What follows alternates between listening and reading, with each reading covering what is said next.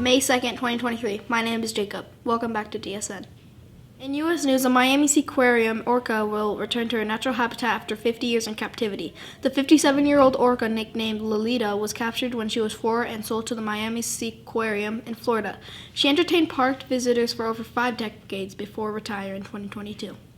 In world news, a 2-year-old female Chihuahua named Pearl has just been declared the world's shortest living dog by the Guinness World Records. The pocket-sized pooch is 3.59 inches tall and 5 inches long. This is shorter than a regular-sized television remote control and about the same length as a U.S. dollar bill.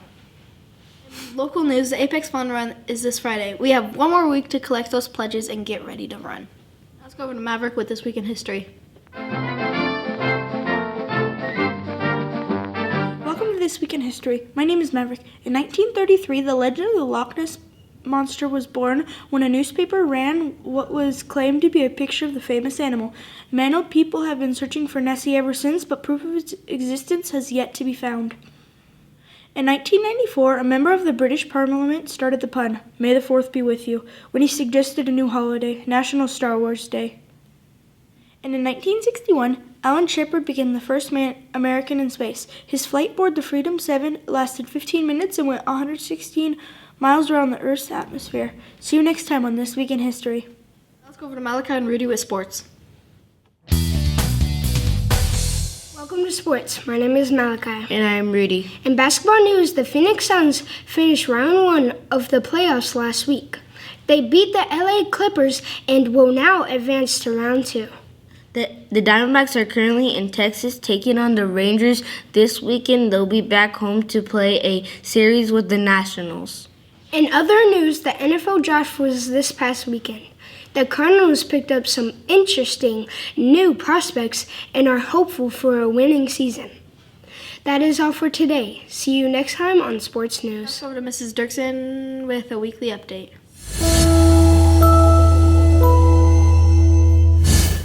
Good morning, Desert Sunset. We hope you had a great weekend. We are looking forward to a fabulous week this week.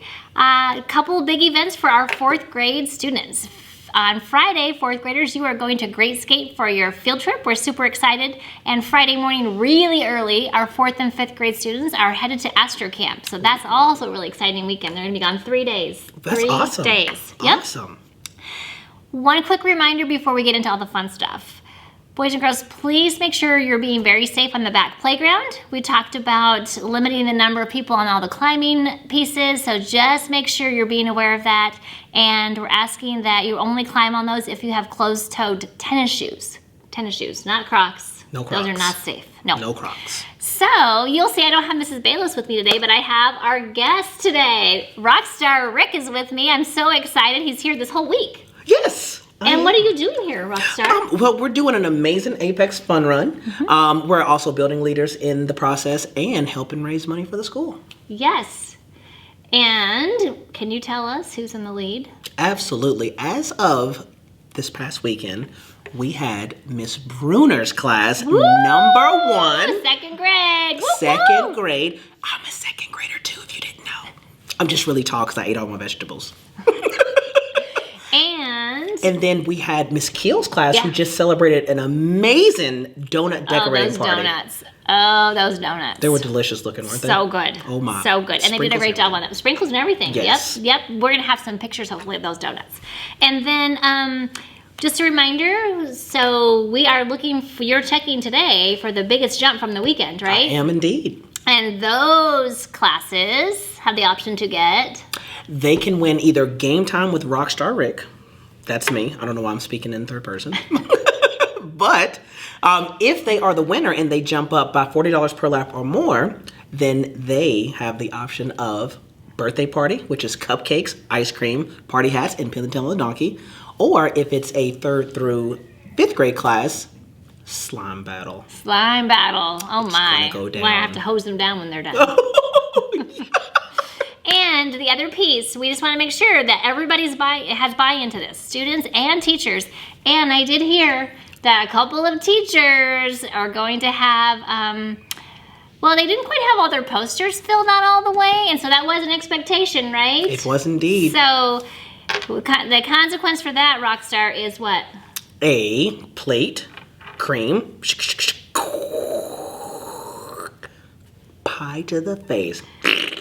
So we have 2 teachers, I think, that are going to get the pie in the face today. Oh my goodness. I hope you still love us afterwards. All right, have a great week. We can't wait. Our run is on Thursday. We're super excited to see what Desert Sunset's able to do. Oh yeah. Thank you, Mrs. Dirksen. Now let's go over to Brielle with entertainment news. Welcome to Entertainment News. I am Brielle. For fans of the one and only Ivan, Catherine Applegate has just released her 3rd book in the series, The One and Only Ruby. The novel tells the story of a little elephant, Ruby, from her time on the African plains to her current life in the sanctuary. Later this month, Disney will be releasing their newest live-action movie, The Little Mermaid. It will star Halle Berry as Ariel, a spirited young mermaid with a thirst for adventure. That's all for this week. See you next time on Entertainment News. Over to Maverick with Science Time. Welcome to Science Time. My name is Maverick. Have you ever thought of eating a 3D printed cheesecake? Well, now you can. Over the years, scientists have used 3D printers for various products. They include electronic devices, jewelry, and even artificial organs. Now, mechanical engineers from New York's Columbia University have unveiled a 3D printed cheesecake made with 7 ingredients. This is the most number of items ever used to print a single food product. This is also the first time the food was assembled and cooked entirely by a 3D printed machine. In the past, 3D printed food has required an additional step, such as baking or frying, before it is ready for consumption. See you next week with more Science Time. Over to Maverick with the word of the week.